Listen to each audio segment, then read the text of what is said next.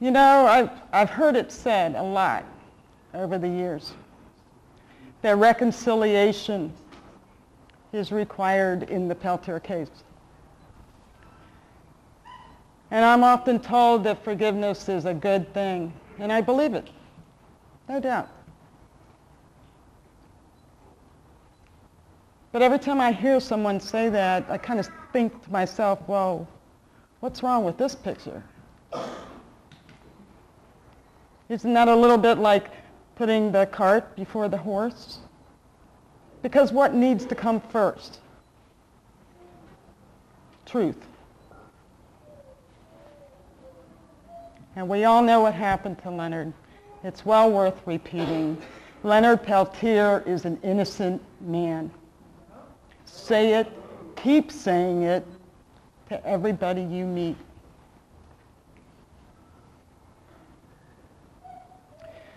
Everybody's got a lot of hope these days. It's just sprinkling through the air. Let's talk about Obama, shall we? It's pretty basic. He's a person of color. We don't have to explain to him what racism is. He's encountered it every day of his life, up close and personal.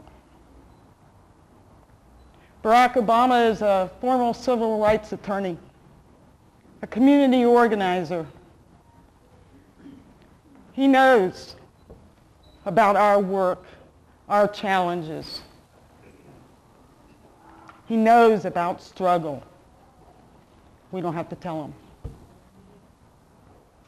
Barack Obama is a former constitutional law professor.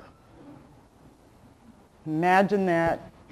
We don't have to tell him what the Constitution says. He knows.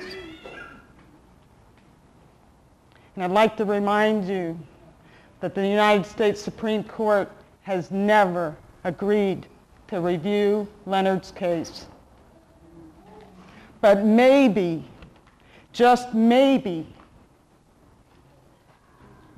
a review by Barack Obama is the next best thing.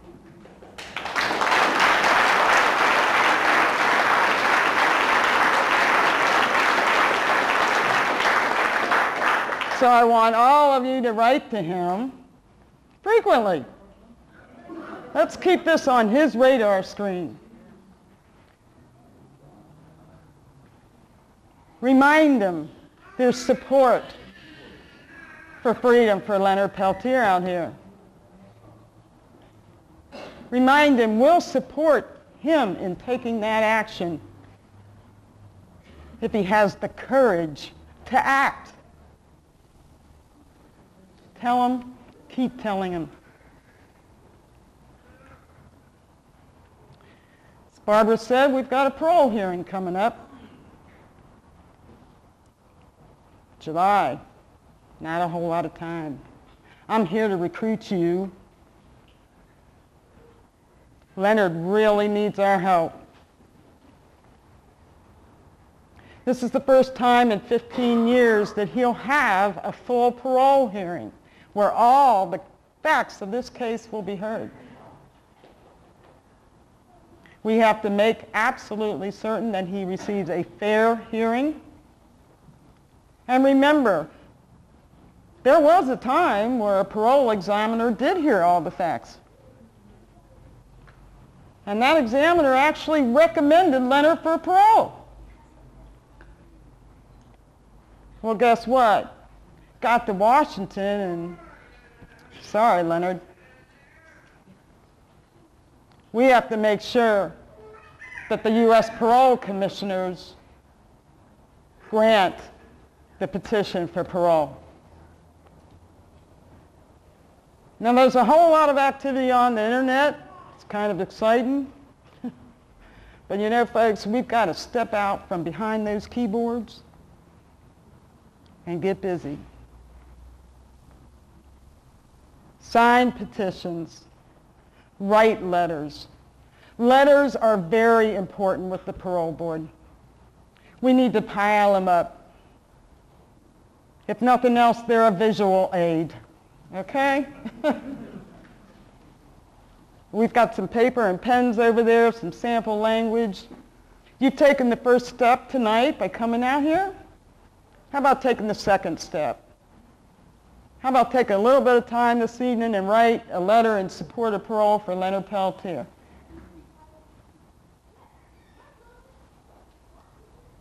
And as has been pointed out, Leonard's activism started here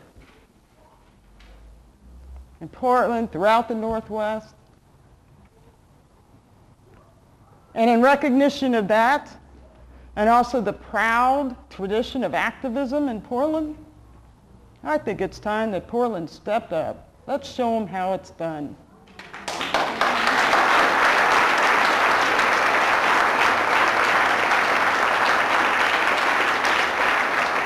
So every single day, write a letter.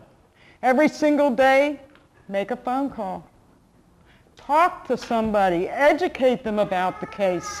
Motivate them to act for Leonard.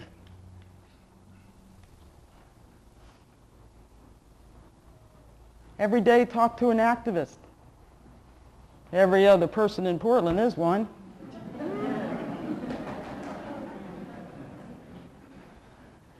Reach out to the activist organizations. Man, we've got more in common with them than you will even know. Each of us needs to reach out to church groups, civic organizations, labor unions. They've supported Leonard in the past. They need to do it again. I guess I kind of look at this like we can be the pebble in a pond, and we can be the wave of support for Leonard's freedom that radiates across this city, across this state and region, and beyond.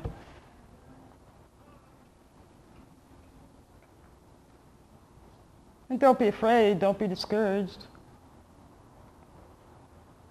Just remember,